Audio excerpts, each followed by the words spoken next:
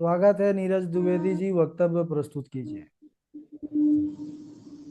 अस्मद्गुरुभ्यो नमः। अस्मद्परम गुरुभ्यो नमः। अस्मद्सर्वगुरुभ्यो नमः। श्री राधा कृष्णाभ्यां नमः। श्रीमते रामानुजाय नमः। लंबोदरं परमसुन्दरमेकदन्तं पीताम्बरं त्रिनयनं परमं पवित्रम् उद्यद्दिवाकरनिभोज्वलकान्तिकान्तं विघ्नेश्वरं सकलविघ्नहरं नमामि। शरीरं स्वरूपं ततो वा कलत्रं यशश्चारुचित्रं धनं मेरुतुल्यम् मनश्चैनलग्नं श्रीगुरुरङ्घ्रिपद्मे ततः किं ततः किं ततः किं ततः किं नारायणं नमस्कृत्यं नरं चैव नरोत्तमं देवीं सरस्वतीं व्यासं ततो जयमुदीरयेत्। जयतु देवो देवकी नन्दनोऽयं जयतु कृष्णो वृषणे वंश प्रदीपः। जयतु मेघश्यामलः कोमलाङ्गम् जयतु पृथ्वी भारनाशो मुकुन्दः। कृष्णत्वदीयपदपङ्कजपञ्जरान्ते अद्यैव मेघशतमानसराजहंसः। प्राणप्रयाणसमये कफवातपित्तये कण्ठावरोधनविधौ स्मरणं कुतस्ते। बर्हापीडं नटवरवपुः कर्णयो कर्णिकारः बिभ्रद्वासः कनककपिसंवैजयन्तीं च मालाम्। रन्ध्रान् वेणोरधुरसुधया पूरयन् गोपवृन्दैः बृन्दारण्यं स्वपदरमणं प्राविशद्गीतकीर्तिः। करारविन्देन पदारविन्दम् मुखारविन्देन विनिवेशयन्तम्। वटस्य पत्रस्य पुटे शयानम् बालं मुकुन्दं मनसा रमाय रामभद्राय रामचन्द्राय वेधसे। रघुनाथाय नाथाय सीताय पतये नमः। अञ्जनानन्दनं वीरं जानकी शोकनाशनं कपीशमत्स्यहन्तारं वन्दे लङ्काभयङ्करम्। मूकं करोति वाचाल पङ्गुं लङ्घयते गिरिं यत्कृपातमहं वन्दे परमानन्दमाधवम्। भक्त भक्ति भगवंत गुरु चतुर्नाम वपु एक। इनके पद बंदन किए नाशत विघ्न अनेक। अनंत कोटि ब्रह्मांड नायक अचिंत कल्याण गुणगण निधान सर्वेश्वर सर्वाधिपति अकारण करुणा वरुणालय अकारण करुणा कारक सकल जन कल्य सापहारक परात्पर परब्रह्म अनंत कोटि संदर्प दर्प दलन पटियान निर्गुण निराकार सगुण साकार जगदैक बंधु करुणैक सिंधु सच्चिदानंद घन परमात्मा श्री कृष्ण एवं श्री राधा रानी जी के युगल चरण अरविंदों में दास का बारंबार प्रणाम। समुपस्थित भगवत भक्त भागवत कथा अनुरागी सज्जनों भक्तिमयी माता सती भगिनी बांधवों। सिया राम मैं सब जग जानी करूं प्रणाम जोर जुग पानी।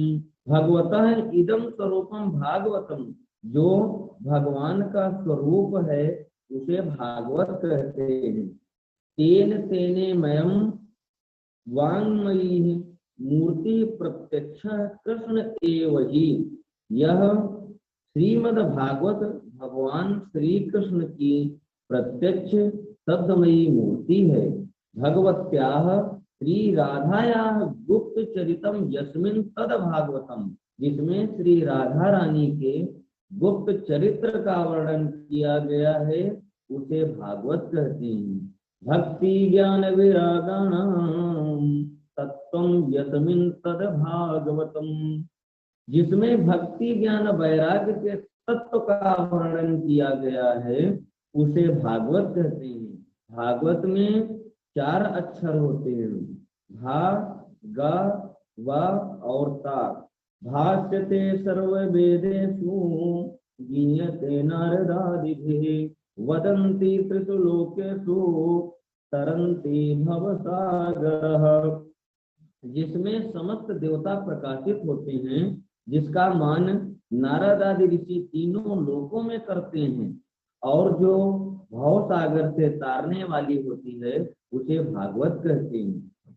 भाकीर्तिवाचको शब्दः गकारः ज्ञानवाचिकः वकार वैराग्यदश्चैव तकार संस्कृते तारकः।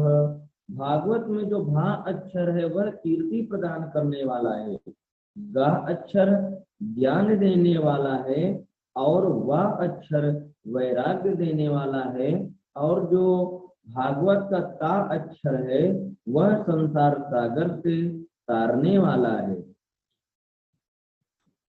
सर्गस्य प्रतिसर्गस्य वंशो मनमंतराणि च वंशानुचरितं चैव पुराणं पंचलक्षणम्। यहाँ सूक्ष्म सृष्टि, स्थूल सृष्टि, सूर्य चंद्र आदि के वंश का वर्णन, मनवंतर में होने वाले राजा तथा भगवान के भक्तों के वंश का वर्णन किया गया है। ऐसे 5 लक्षणों से युक्त ग्रंथ को पुराण कहते हैं। परंतु इस श्रीमद् भागवत में 10 लक्षण हैं, इसलिए इसे महापुराण कहा गया है। श्रीमद् भागवत के प्रारंभ में महात्म का वर्णन किया गया है। महात्म्य का अर्थ होता है महिमा। महात्म्यम ज्ञान पूर्वकम श्रद्धा भवति, महिमा के ज्ञान के पश्चात ही श्रद्धा उत्पन्न होती है।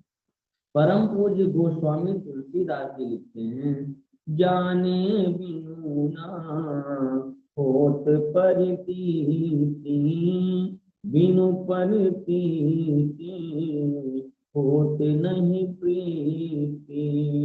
जब तक ज्ञान नहीं होता तब तक प्रेम उत्पन्न नहीं होता है। अब मैं 14 मनुओं का वर्णन करूंगा, कृपया सभी श्रोतागण ध्यान से सुनेंगे। प्रत्येक मनवंतर में उत्पन्न होने वाले मनु तथा सनातन धर्म, सत्पुरुषों के संतों के धर्म का वर्णन जिसमें किया गया है, उसे मनवंतर कहते हैं। स्वयंभुवस्येह गिरो वंशोऽयं विस्ताराच्छ्रतः, यत्र विश्वस्रजां सर्गो मनोनन्यान्वदर्शनः। राजा परीक्षित जी सुखदेव जी से पूछते हैं, गुरुदेव, मैंने स्वयंभू मनु के वंश का विस्तार पूर्वक वर्णन सुना है, अब आप अन्य मनुओं के वर्णन को सुनाइए। तब श्री सुखदेव जी कहते हैं, परीक्षित 14 मनु होते हैं, इस समय 6 मनु बीत चुके हैं।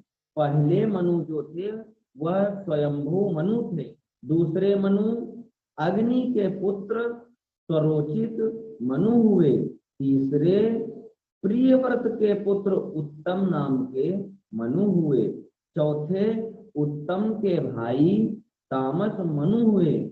इस मनवंतर में भगवान हरि अवतार धारण करके ग्राह से गजेंद्र की रक्षा की। राजा परीक्षित पूछते हैं, गुरुदेव, गजेंद्र तो एक पशु था, फिर भगवान के प्रति भक्ति कैसे हुई और भगवान श्री हरि ने किस प्रकार उसकी रक्षा की, यह सब बताने की कृपा करें। तब श्री सुखदेव जी कहते हैं, आसीद गिरिवरो राज त्रिकूटः इति विस्तृतः क्षीरोदेनावृत श्रीमान योजनायुतमुच्छितः। परीक्षित क्षीर सागर से घिरा हुआ एक त्रिकूट नाम का विशाल पर्वत था, जिसकी गुफाओं कंदरा में अनेकों देवता, साधु संत, अनेकों सिद्ध आचार्य भ्रमण करते थे। उसी पर्वत की तलहटी में एक विशाल गजेंद्र अपने साथी हाथी हथिनियों के साथ निवास करता था। वह इतना बलवान था कि उसकी मादक गंध मात्र से बड़े बड़े सिंह आदि हिंसक प्राणी वन में पलायन कर जाते थे। एक दिन गर्मी के समय में दोपहर में उसे जोर की प्यास लगी। तब वह अपने साथी हाथी हथिनियों के साथ जल की तलाश करता हुआ एक सरोवर में पहुंचा। वहां उसने जल पिया और स्नान किया। अपनी सूंड से जल भरकर अपने पुत्रों को पानी पिलाने लगा। उसी समय प्रारब्ध की प्रेरणा से एक बलवान ग्राह ने उस गजेंद्र के पैर को पकड़ लिया। अब गजेंद्र अपने हाथी को छुड़ाने लगा और अपने पैर को नहीं छुड़ा सका, तो उसके साथी उसकी सहायता करने लगे। जब वह भी छुड़ाने में समर्थ नहीं हुए, तो सभी साथी गजेंद्र को छोड़कर जाने लगे। गजेंद्र विचार करने लगा, स्वार्थ रथ संसार की यही पुरानी रीत, सुख में सब अपने बने, दुख में त्यागे मीत, आराम के साथी क्या क्या पड़ा सब कोई नहीं, सब दोस्त हैं अपने मतलब के, दुनिया में किसी का कोई नहीं। गुरु नानक देव जी कहते हैं, प्रीतम जान लियो मन माही, अपने सुख से ही जग बंधो, को काहू को नाही। सुख में आन सब ही मिल बैठत, और रहत चहु दिस घेरे, विपत पड़त सब ही छाड़त, को न आवत नेरे। अनेकों वर्षों तक गज और ग्राह का युद्ध चलता रहा। कभी गजेंद्र ग्राह को जल से बाहर खींच लाता था, तो कभी ग्राह गजेंद्र को जल में खींच लाता। ग्राह जलचर प्राणी था। जल में रहने के कारण उसकी शक्ति बढ़ गई। गजेंद्र को लगा, अब मैं नहीं बचने वाला। उस समय उसे भगवान का स्मरण याद आया और वह भगवान की स्तुति करने लगा। ओम नमो भगवते तस्मै यत एतत् चिदात्मकं पुरुषाय दिवीजाय परेशाय धीमहि। जो इस जगत में मूल कारण है, समस्त प्राणियों के हृदय में पुरुष रूप से विराजमान है, जगत के एकमात्र स्वामी और जिनके कारण संपूर्ण संसार में चेतना व्याप्त है, उन परम ब्रह्म परमेश्वर को मेरा नमस्कार है और मैं उनका ध्यान करता हूँ। गजेंद्र ने जब इस प्रकार निर्विशेष रूप से भगवान की स्तुति की, जो नाम रूप ब्रह्मा आदि देवता भी उनकी सहायता के लिए नहीं आए, परंतु भगवान श्री हरि ने गजेंद्र की पीड़ा देखी नहीं गई। भगवान भोजन कर रहे थे, भोजन की थाल छोड़कर खड़े हो गए और माता लक्ष्मी ने भगवान का हाथ पकड़ लिया। कहा, प्रभु कहाँ जा रहे हो? हाथ पकड़ कमला कहे, कहाँ जात हो नाथ? हाथों कमला ने सुनी गजराज।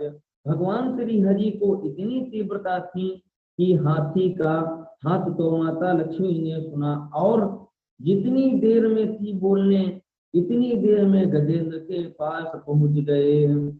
सुनेरी मैंने निर्बल के बलराम, जब लगी गज अपनो बल पर थो, नेक सरयो नहीं काम।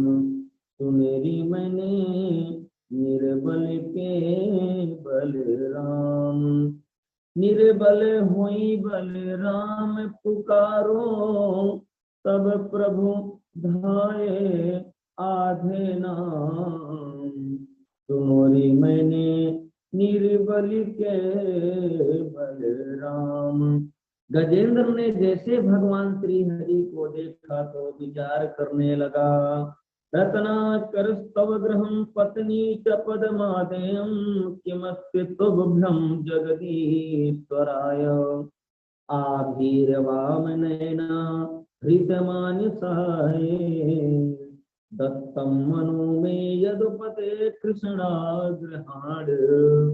अगर मैं रत्न प्रदान करूं तो रत्नाकर समुद्र इनका निवास स्थान है। यदि मैं इन्हें धन समर्पित करूं तो धन की अधिष्ठात्री माँ लक्ष्मी इनकी पत्नी है, इसलिए इन्हें क्या दूं। हाँ, इनके पास मन नहीं है, क्योंकि मन तो ब्रज गोकुल की गोप कुमारियों ने चुरा लिया है। इसने गजेंद्र ने अपना मन रूपी पुष्प, मन रूपी सुमन भगवान श्री हरि के चरणों में समर्पित किया और कहा, हे अखिल जगत के गुरु भगवान, मैं आपको बारंबार नमस्कार करता हूँ। भगवान हरि जैसे ही गजेंद्र की पीड़ा देखी तो गरुड़ से कूद पड़े, गजेंद्र को पकड़कर उसे जल से बाहर निकाला और अपने सुदर्शन चक्र से ग्राह का मुंह फाड़ दिया और गजेंद्र को मुक्त कराया। यह देखकर देवता आकाश में फूलों की वर्षा करने लगे, जय जयकार करने लगे। बोलिए श्री हरि भगवान की जय। श्री सुखदेव जी कहते हैं, परीक्षित, पूर्व जन्म में यह ग्राह हुहू का गंधर्व था। जब नदी में कोई स्नान करने आता था तो यह जल के नीचे से डुबकी लगाकर आता और पैर पकड़ लेता था, डरा देता और हंसता रहता था। एक दिन देवल ऋषि का पैर पकड़ा, जिससे देवल ऋषि को क्रोध आ गया और उन्होंने श्राप दे दिया, जाओ ग्राह बन जाओ। गंधर्व ने देवल ऋषि के चरण पकड़ लिए और क्षमा मांगी। तो देवल ऋषि ने कहा, इस प्रकार पैर पकड़ते रहना, जिस दिन किसी भक्त का पैर पकड़ लोगे उसी दिन इस ग्राह योनि से मुक्ति पा जाओगे। आज ग्राह ने भक्त गजेंद्र का पैर पकड़कर ग्राह गजेंद्र को पहले मुक्त हो गया। श्री सुखदेव जी कहते हैं, परीक्षित, यह गजेंद्र पूर्व जन्म में इंदुम्न नाम का राजा था। वह राज्य पाठ छोड़कर वन में चला गया। वहां उसने बड़ी बड़ी दाढ़ी मूछें बढ़ा ली और महात्माओं का वेश धारण कर लिया और भगवान का भजन करने लगा। एक दिन अपने शिष्य मंडली के साथ अगस्त मुनि पधारे। उन्हें देखकर उनका स्वागत ना करना पड़े, इसलिए अपने नेत्र को बंद कर लिए। त्रिकालदर्शी अगस्त मुनि समझ गए यह समाधि का ढोंग रच रहा है, तो उन्होंने श्राप दे दिया कि राजन, तुम जिस गज के समान बैठे हो उसी गज की तरह हो जाओ। आज भगवान ने इस गजेंद्र को भी मुक्त कर दिया। बोलिए श्री हरि भगवान की जय। परीक्षित, पांचवें मनु तामस के भाई रैवत हुए। छठवें चक्षु के पुत्र चाक्षुष हुए। इस मनवंतर में भगवान ने समुद्र मंथन कराकर अमृत पिलाया। अजित, कच्छप और मोहिनी आदि अनेकों अवतार हुए। राजा परीक्षित पूछते हैं, गुरुदेव, भगवान ने किस प्रकार मंथन करवाया और कौन कौन से राशि समुद्र से निकले, यह सब बताने की कृपा करें। श्री सुखदेव जी कहते हैं, यदा दुर्वास सहसापास्येन्द्र लोकाश्रयो नृप निःश्रीकाश्चाभवन् तत्र निःसुरज्यादयः क्रियाः। परीक्षित, एक बार दुर्वासा ऋषि भगवान नारायण का दर्शन करके वैकुंठ लोक से आ रहे थे।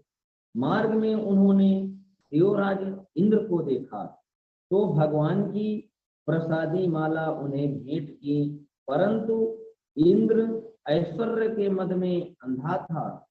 उसने वह माला ऐरावत हाथी के गले में डाल दी। ऐरावत ने वह माला अपनी सूंड से निकाली और पैरों से कुचलने लगा। यह देख दुर्वासा ऋषि को अत्यंत क्रोध आ गया।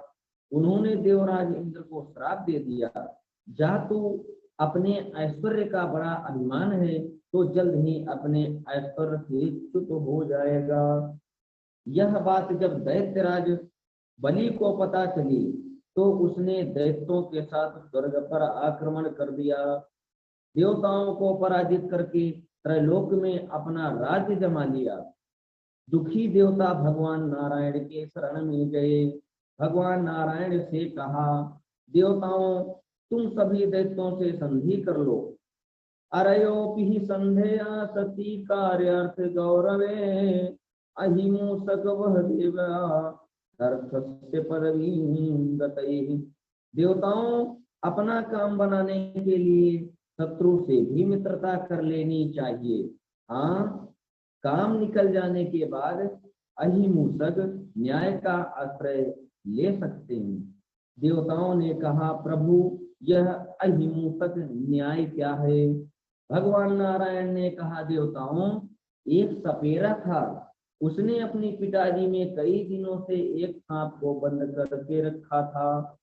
एक दिन उस पिटारी में कहीं से एक चूहा आ गया और सांप ने चूहे को देखा तो कहा, मामा जी, यह सपेरा दुष्ट है, हम दोनों को मार डालेगा।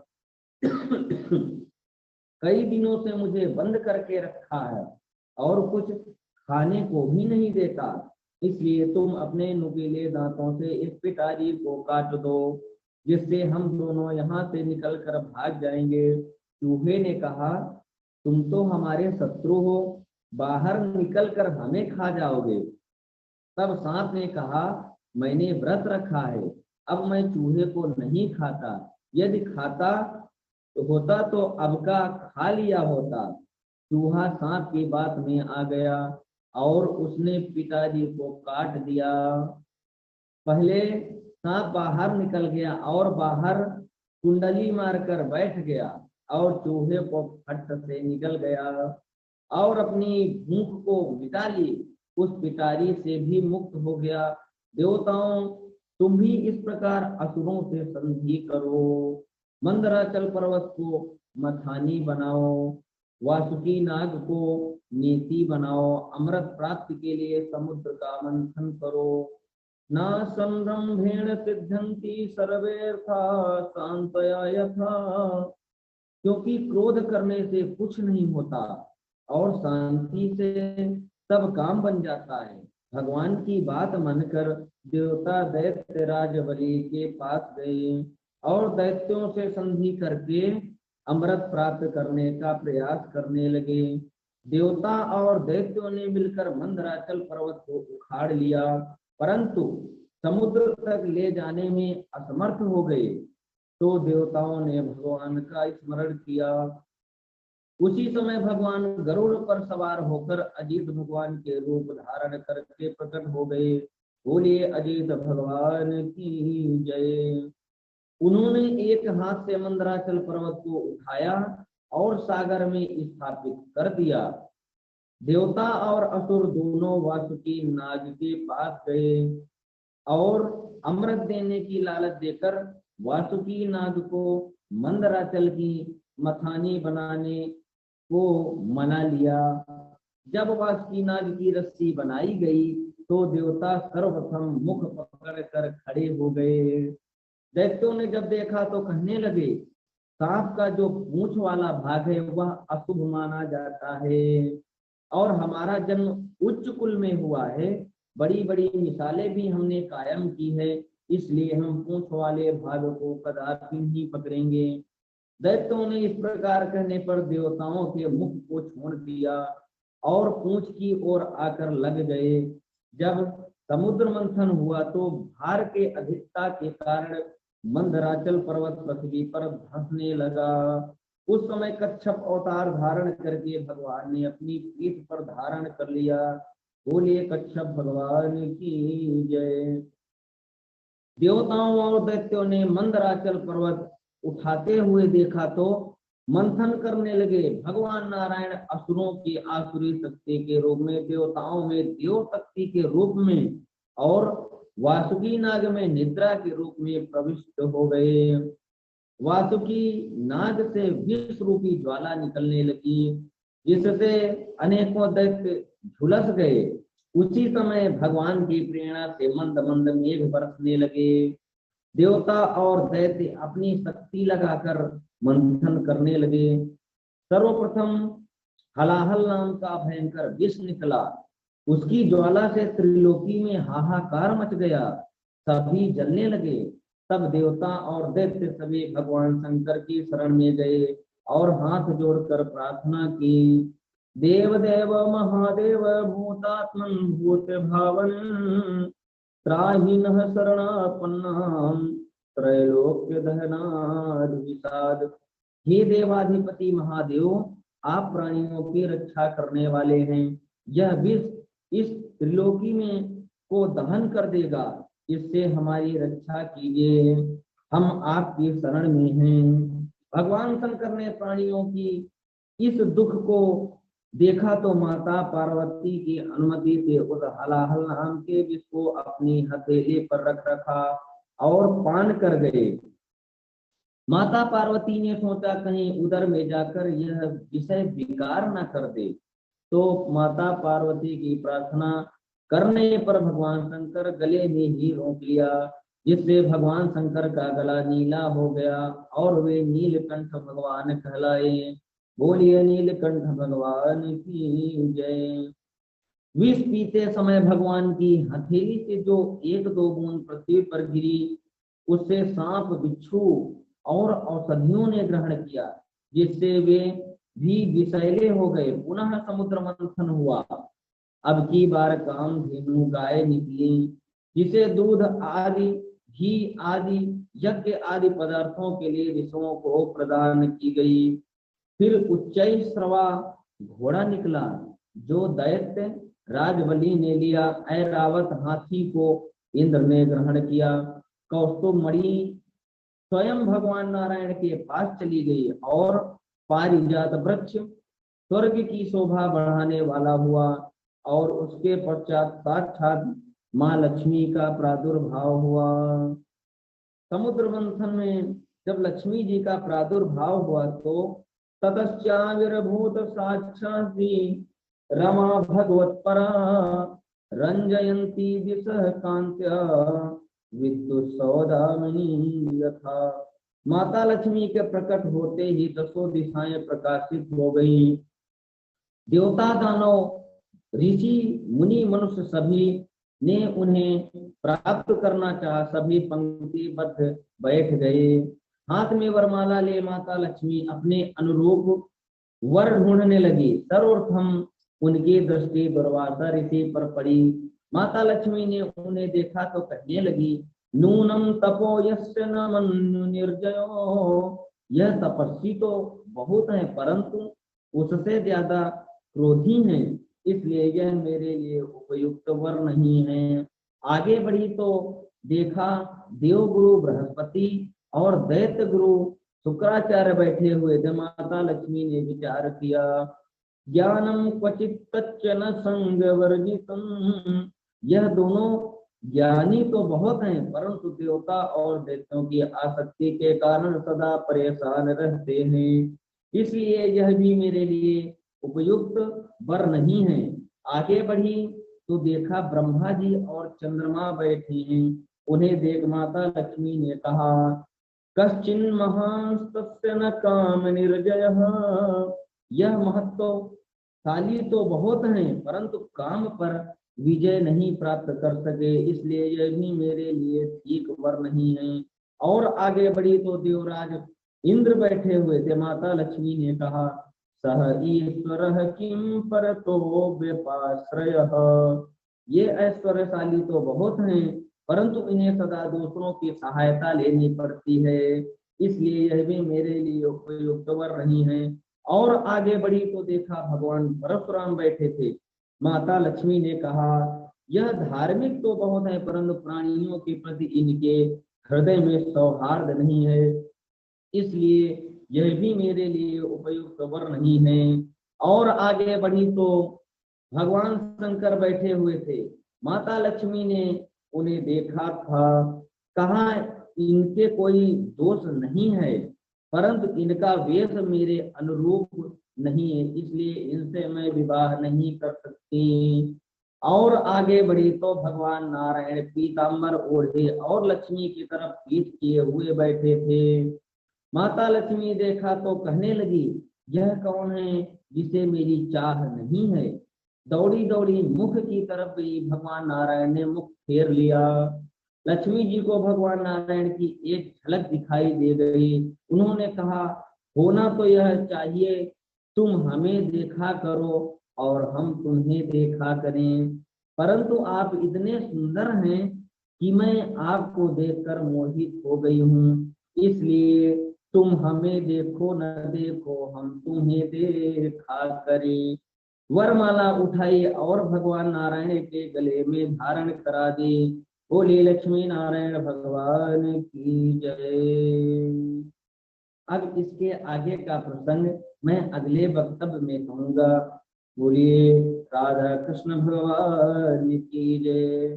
भागवत महापुराण की जय। बोलिए बांके बिहारी लाल की जय। बोलिए गुरुदेव भगवान की जय।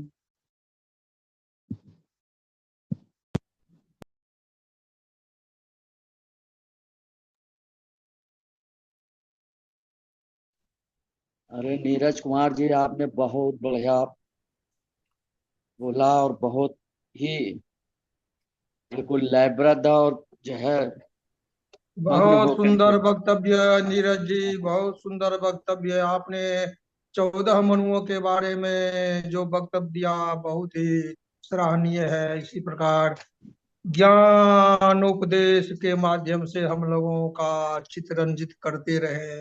राधा माधव की कृपा आपके ऊपर हमेशा बनी रहे, और इसी प्रकार कम से कम सप्ताह में एक दिन वक्तव्य दे करके हम लोगों के चित्त को प्रसन्न करते रहे। जय श्री राधे, जय श्री राधे। बहुत बढ़िया। जब हमारे जैसे झाजी और वाजपेयी जी ने कहा, नीरज जी आप पर तो माँ शारदा की भी बड़ी कृपा है, बहुत अच्छा स्वर है, राग और अनुराग दोनों हैं आपके पास, और बढ़िया तैयारी। बस स्वास्थ्य थोड़ा सा गड़बड़ था, अब स्वास्थ्य बेहतर हुआ है, अब अच्छा रहे। खूब मेहनत करिए, और समय भी मेहनत का प्रारंभ है बढ़िया। क्योंकि क्या है, गर्मियों में तो बहुत ज़्यादा याद भी नहीं हो पाता है, दिन में इतना ज़्यादा गर्मी रहती है। और जो अब 3 से 4 महीने हैं, इसमें बहुत ज़्यादा श्लोक तैयार किए जा सकते हैं, और आप लोग रणनीति बना करके बढ़िया से सारे श्लोकों को कंठस्थ करिए। बहुत अच्छा आपने वक्तव्य दिया है, और खूब परिश्रम करिए। 2 से 3 महीने आप अच्छे से पूरा चरित्र एकदम तैयार कर डालिए, और हर हफ्ते कम से कम वक्तव्य रहे, प्रयास करिए। राधे राधे।